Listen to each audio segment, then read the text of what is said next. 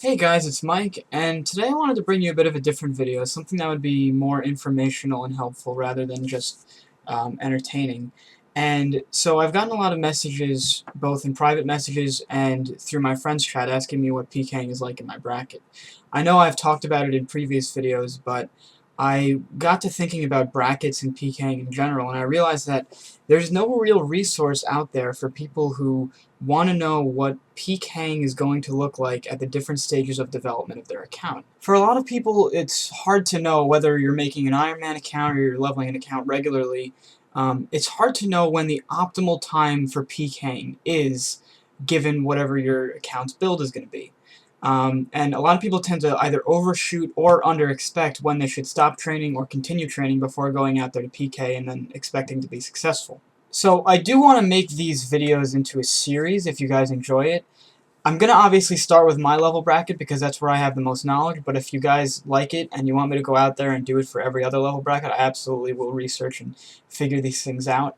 But my goal for these videos are to illustrate the following four things. The first thing is what types of accounts people have in each level bracket. So are they range based, are they melee based, are they one defense pures, are they void pures, are they Zerker pures, etc.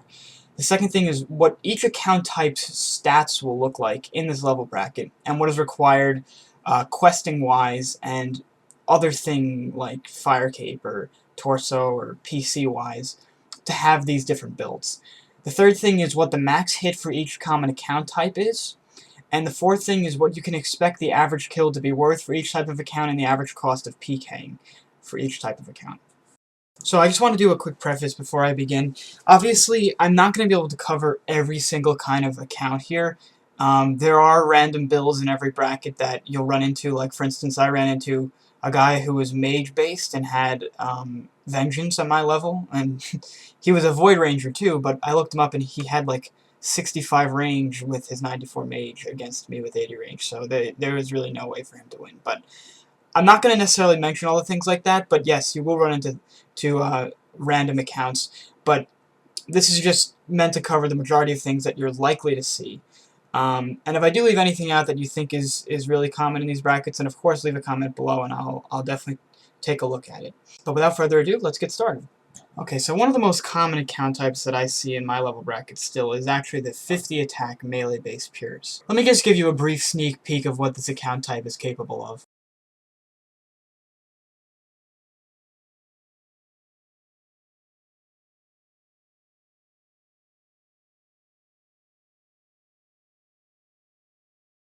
So that might have looked kind of overpowered in that doesn't happen frequently, but actually things like that happen all the time for 50 attack melee-based pures. Alright, let's look at the next thing on the checklist, which is the account type stats and what is required to be in this level bracket on this type of an account. So as you can see, he's got 50 attack, 90 strength, 85 HP, 88 ranged, 31 prayer, and 71 mage. He is melee based, but as you can see, he can get 6 more range levels without getting a combat, but obviously he would get more hit points levels in the process of getting those range levels, unless he did PC or something. But actually a lot of accounts that I see with 50 attack and high strength only have 15 prey because they only did priest and peril. And if you were to have that, I think the maximum that you would be able to have and still be 70 combat like that guy was probably 94. Actually, you would just hit 75, so... Well, okay, if you got this high, you would obviously get more HP levels. So let's just say 93 and probably 88. And make that 94. You could get about 50 attack, 94 strength, and have, like, look at how high his HP is. It is incredibly hard to fight a guy like this with that high range, that high strength, and you know, that deadly of a maul if he had that low prey. So the requirements for this build are actually fairly minimal. The only two main questing paths that you need to do are Recipe for Disaster to get your Myth Gloves and Ava's Accumulator to get your... Well, it's not called Ava's Accumulator, but you need to get your Ava's Accumulator. There is really no major quest line that you have to go out and do. You're going to be 1 defense. You don't even have to do Monkey Madness because you're only 50 attack. You can't even use a D-Skim. It doesn't mean that this account is easy to get up because I was going to actually mention this before, but I'm only 50 attack and I wanted to get my strength up because I wanted to do the wave, which is dark mode Gmaul. And I started leveling strength, and it is really, really hard to level strength with only 50 attacks. So it is very, very time consuming to make an account like this, because strength training is pretty hard, pretty annoying to do. Alright, so now let's take a look at the max hit for this strength level for Granite Maul Pures. 90 strength, which is what the guy had, with the super strength pot, ultimate strength because he was 31 prey, with just an amulet of strength and myth gloves and climbing boots, because the guy didn't have a fire cape. Most of these people don't have fire capes. Not that they're incapable of getting them, but they're using Ava's accumulator for their arrows, and you know, it's just an extra thing that they don't feel like risking a lot of the times. Some of them do switch, but it's not that common of a thing to see. Guys, you can hit a 35. That's insane. That's insane. So now let's look at the max hit for range really quick. Most of these accounts do come with high range levels, and as you can see, around the guy's range level with an MSB and rune arrows, you can hit a 22. And the reason this is important is because, look, after you spec, you're still not useless. You can still hit him with a 22 with the rune arrows, and then pull out the granite wall and hit them for a 35, and have both of those hits hit them at the same time, and have them not even be able to react and eat. So very, very deadly account build. Sometimes they will just run up to you and spec, but, you know, they don't have to do that. They do have the capacity to fight you afterwards. So as you can see, your risk, if you protect the Gmaul guys, is really, really low. This is an upside if you're playing one, and the downside of having to fight a lot of people like this. They drop almost nothing. You're going to get, like I was saying down here, you might get the Granite Maul. That would make the fight worth it, in my opinion, but you're most likely just going to get Rune Arrows and Magic Short Bow and Black D-Hide, and that's about 20k. If you get them all, it's 85k, so it's up to you if you want to fight these people, because they have the same capacity, if not a higher capacity, than other builds in this bracket to kill you, and they risk almost nothing. But anyway, it's time to move on to the next account build. So the next account build type is the 60 attack melee pures, and these are a little bit of a rarer breed. They're slightly less competitive than the other builds that are in this bracket, and I think the reasoning for that is primarily because their means of attacking, their main weapon that they use before they spec, is too slow. A Dragon Scimitar or a D-Long up against a Magic Shortbow or Rune Knives, it's just that their DPS is much higher than yours, even though your max hit with your primary weapon might be higher than theirs.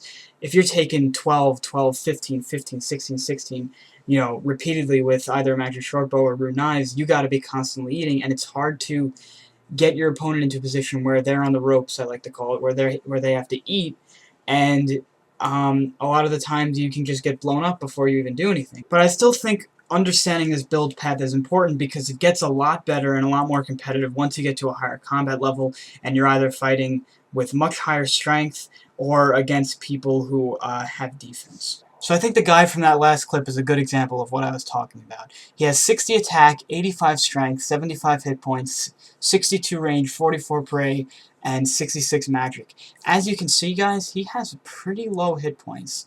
That's only 5 HP more than I have, and I think this is a problem that a lot of accounts run into when they go melee base first, which is that they might have high attack and strength for their level, but their HP is low compared to other people at this combat level who were range based first, like the 50 attackers. They got 85 HP, 86 HP, 87 HP. The thing is that when you have high attack and high prey at this level, your max hit will be higher, but your DPS will be a lot lower compared to the other people at this combat level, and I don't think that it pays off until you probably have about 95, not 95, probably 90, 92 strength. You get your HP up to about 80, and it'll pay off a lot more then.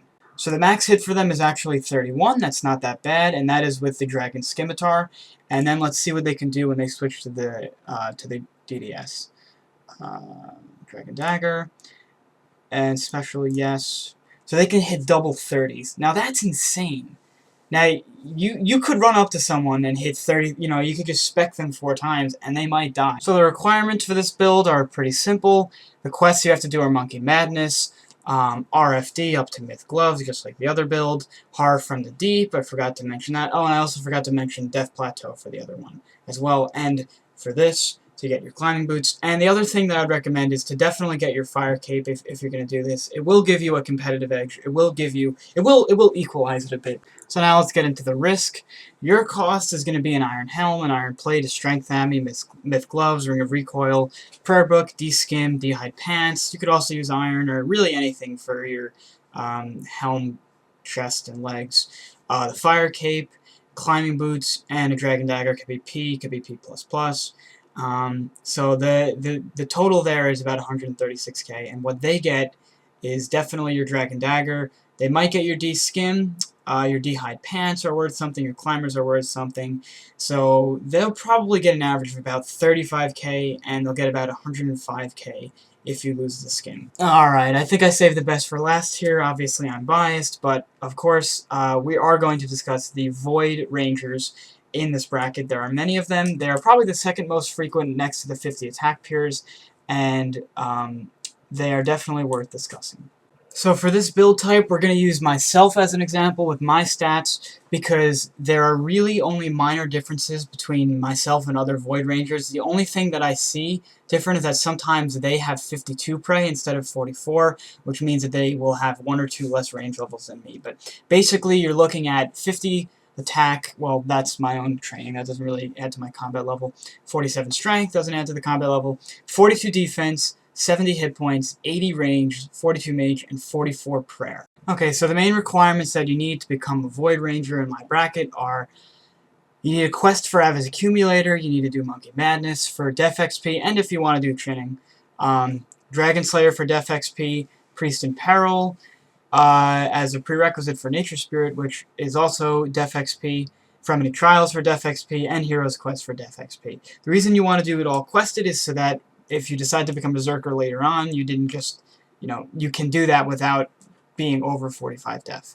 The other thing you need is full Void. 100% need it. People who try to become ranged tanks at this level do not really have much success without Void. You really do need Void. It makes up for the fact that all the other people that you're up against have either insane strength or insane range if they're 1 defense pure, and the Void just is very, very much necessary. Alright, so we're going to be taking a look at a few different max hit possibilities here. The first thing is the Dark Bow. You can hit a 40. You can hit double 40s with a Dark Bow, and guys, it is tempting. You actually can fully one-hit a lot of people with a Dark Bow spec, standing outside of the wild, just running up to them and hitting it. I wouldn't recommend it, I don't do it myself, but you can do it. So now let's take a look at something else. Let's look at if you were to just do Rune Arrows and hit it almost a 25 with Rune Arrows. That's nuts. I don't know how many times I'm, in the other video, I just pulled a 25 and spec'd before they could realize. The other thing is that's really interesting here is Rune Knives. Here they are. You can hit 19s with Rune Knives, guys. It's nuts. You literally can just go 19, 19, 19, 19, and they can't even eat through it. It's insane.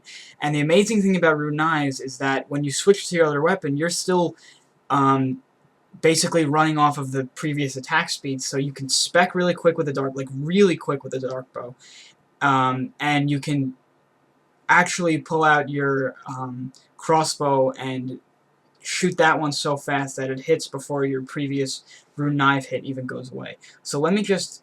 So with Dragon Bolts, I think I did this before, you can hit a 39. So you can go, 19, 19, 19, and then pull out your thing and hit a 39, and it'll act as if this bolt is just like another Rune Knife. So you'd hit 19 and then 39, just immediately.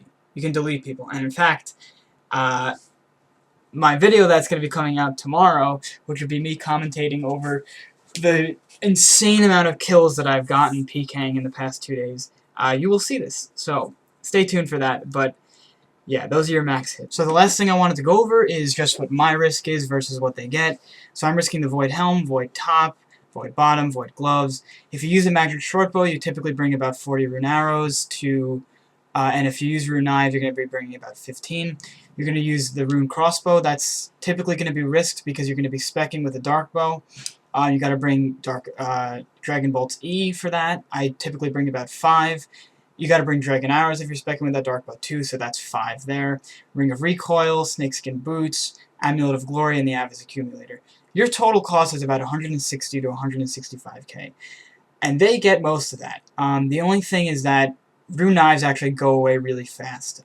I'll talk more about it in my video tomorrow, but you're only going to have about they're only going to have about 10 by the time that they kill you, maybe. They're going to get the rune crossbow, which is 30k. So guys, I'm sorry about the end of this video being a little bit rushed. I just wanted to get through the rest of it, and I know I didn't get to every type of account, but I think I covered the 3 main ones, and if there's any other ones that you guys think I should have covered, let me know, and I'll add a comment. Let me know what brackets you want to see next, and otherwise, if you like this video, please do give it a like, and let me know what you think. So I'll see you guys tomorrow or Sunday for an actual Pking video. Peace out.